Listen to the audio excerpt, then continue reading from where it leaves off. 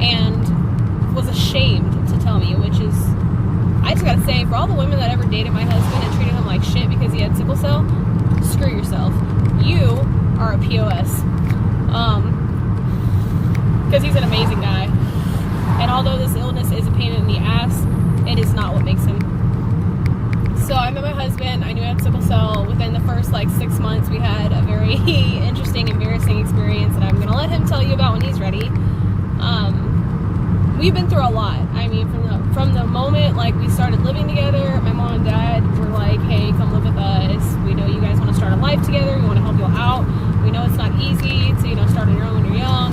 And so they let him live with us, and it was really cool. They were real chill about it. So basically it was just months and months of getting to know him and getting to know his illness and how to treat it and how to see the warning signs and when to know when to be like, you need to sit down, you need to drink water, you need to stop talking back to me, mister. Just because when I get onto something, when I get on just taking care of someone and dealing with their health, I'm really serious about it. I don't let people do things that are going to cause them to hurt themselves or to neglect their health. I say this as I feel this. Anyways, we're going to fast forward. Lots of crazy stuff. My husband has avascular necrosis, which was caused by sickle cell, which basically is a rotting of your bones. So his femoral head and his hip, that little nice ball that helps you get all that movement, is collapsing from lack of blood supply to it. So when he was 30, he had a double hip decompression, which is when they go inside of you, they drill holes into your hip bone, and they scoop out all the dead shit, and they drill holes, and they put this bone growing compound inside of him. And for about 5 months, it was great. He had relief. He didn't have as much pain. He still had a sickle cell crisis here and there. But after about 5 months, he came back with the vengeance. It spread from his hips to his pelvic bone to his tailbone. They were smaller lesions. They weren't as bad, and so they didn't really worry the doctor as much. But here we are a few years later after those treatments. My husband's 32, and he's going to be getting a full hip replacement of that joint because the disease has done so much to it that there really is nothing to save. I'm going to drive slow and weird because there's totally a drunk person in front of me. Bro, it's 9:07. You're getting started too early. Your pregame is too strong. So the other day we were at home, no warning signs, no nothing, and excruciating pain started to develop rapidly in his lower spine and down the back of his legs. And he's like, this doesn't feel like AVAS. It doesn't feel like AVAS, which is what we call avascular necrosis. God, this guy is just all over the road. So we tried to hold it off. He has morphine and Dilaudid at home, and one is a 12-hour release, one is more of an instant release, and both of those together, taken a little bit of time apart, did not even make a dent. Most people on those would drool on themselves, would not be coherent, and my husband's over there practically screaming in pain, and it's just hard to watch. It's really hard to see. My cigarette, or my Sabaro, my Black and Mild filtered tip. They're not sponsored, but I think they're pretty nice. I'm not advocating smoking these, but if you do smoke Black and Milds, try the filter tip. Not bad at all.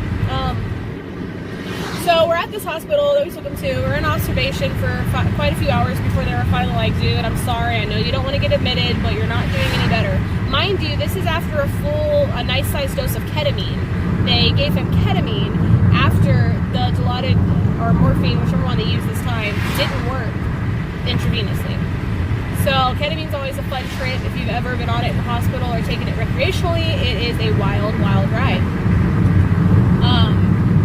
I'm always there when he takes ketamine or is on ketamine at the hospital because he feels so disoriented and needs people he trusts near him. So we did that. It helped him sleep for a long time, like a good hour or two. Which with sickle cell, an hour or two is amazing because they're usually in so much pain when they're having a crisis that sleep, being still, doing anything is impossible. So everything was going pretty good, even though we've moved here, maybe even more. The doctor on call is giving him everything he can to help him. But once we get him up to the room, he seems really relaxed. He's kind of laying down. He's on a pain pump. So a pain pump pumps you a set amount every hour and then gives you a certain amount that you can push a button and get every 10 minutes. So usually my husband would be at the every hour amount would be somewhere around like 0.2 to 0.3. And then his on-demand every 10 would be like 2 to 4, like 0.2 to 0.4. So this doctor had him on 0.1 with a demand of 0.2, I think, which is low for him. I mean, it's pretty much like they didn't give him anything. And the nurse that night, not knowing my husband, his history, or anything about him, decided to tell the doctor that he seemed okay. So since he was asleep, they wanted to dial back the pain medicine because they were worried that, he's asleep and it could, like, maybe, slow down his respirations and stuff. Now, mind you, yes, in someone who doesn't have sickle cell, who is just going through some pain or an injury, you could be worried about that. But someone who has been diagnosed with sickle cell at the age of 3 months old and has been on narcotics off and on since, he was old enough to have the safe ones, their tolerance is different. You're not going to have to worry about stuff. The only thing you're going to have to worry about is underdosing them and their pain climbing so high that you have to start the whole process over again. Which, yes, of course, that happens. So my poor husband, sweet, sweet, sweet man, knowing his pain, knowing his level, knowing his threshold, what he can handle, what he can't, is trying to explain to them in his labored breaths, panting, trying to speak kind of way. And at first he was like, let me let this ride. We'll just see. The doctor's trying things. I get it. But an hour went by and he's back to like screaming. Or I'm going to say like yelling, moaning, whatever. The sounds of pain. So the nurse came back in. I was like, look, I understand that you guys are worried. I get it. But if you read his chart, you would have already known that no one in the history of him ever having a pump has ever taken that continuous every hour amount off. Because what happens is he's going to pass out, not be there to push the button, and the pain is just going to add and add and add while he's asleep or while he's trying to sleep. And so what's going to happen, like I mentioned earlier, you're going to be back to square one where he's as bad as he was when he came in. So they brought back the hour continuous after I kind of raised a little bit of help. And it did help a little bit to the sense where, like, I think it was more of a placebo thing because he was still in so much pain. But it did help him chill a little bit because he was like, they're not taking stuff away from me. Okay, cool. So the next day comes and he's still in so much pain. He hardly can get comfortable. It's just hurting so bad. He can't sit because it's his hips. So he's trying to lay, sit, stand, do all these different positions, and it's just not helping. And so finally, they come in, and I'm just like, guys, what you're doing is not working. You're not doing enough. Do you not see that he's in so much pain? Like, use your eyes. This is not an addict. This is someone with chronic pain illness. This is not someone fishing for drugs. My husband is terrified of getting addicted to something. He is the last person that will ever be like, give me drugs, I need them. Like, no, that's not who he is. He hates these pain crises because he hates taking drugs because he really doesn't like the way it makes him feel. But, if you're going to stay out of pain and if you're going to get better, you have to have a certain level, and it's just kind of a catch-22 for him. So today came around, everything was kind of okay. They started giving him a IV push of, I think, morphine, Dilaudid, into his, port line, which a port is like a little thing in your chest that lets them access it so they can give you, fluids and transfusions and stuff without having to poke you and give you an IV every time. Because my husband has bad scar tissue and IVs are almost impossible. So everything, like I said, was going good. They were doing that Dilaudid extra push with the Benadryl to kind of help him. And then we're looking at the time. So he has his Dilaudid every 3 hours. So last time was at 3:20, so the next time would be at 6:20, right? So we're just sitting there, and it's 7:06, and he is in so much pain. And I'm like, where the hell is your nurse? So I open the door. Mind you, I'm a really nice person. I really am. I'm not nice. I'm really good at being nice. That's probably what I mean to say. I put on a great show of being courteous and respectful to people because that's what you're supposed to do.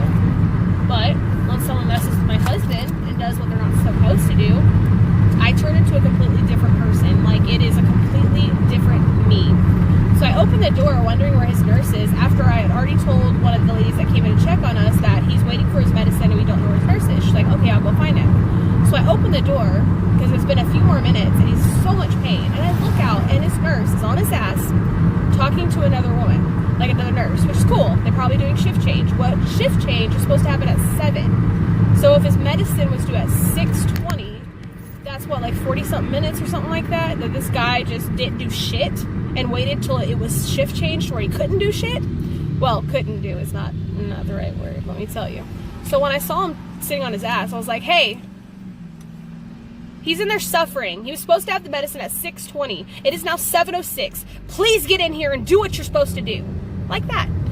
And it was awkward and I did not want to do it and it made me feel really mean and bad, but it made me also feel really happy because my husband was like, damn girl, you always rep for me. And I'm like, baby, I got you. I'm your little viper. And so that's my name. I'm his little viper. You better watch out. They came in, they helped him with everything. He had an accident tonight. He spilled something. I'm not going to go into that. He can go into it, but it basically warranted an immediate shower. And he was just so upset, and I was so upset with him. And it was just like a culmination of nurses not doing their jobs or taking too much time doing shit that's not important. And then just him hurting so much, and sickle cell being such a shitty disease, and avascular being so shitty. We just both sat there and cried. I ain't afraid or ashamed to admit it. I held my husband and I cried with him because I'm so tired of people not understanding how shitty this illness is. And I know that people always pull race cards, people always bring up something, but I'm starting to feel like everybody got a point.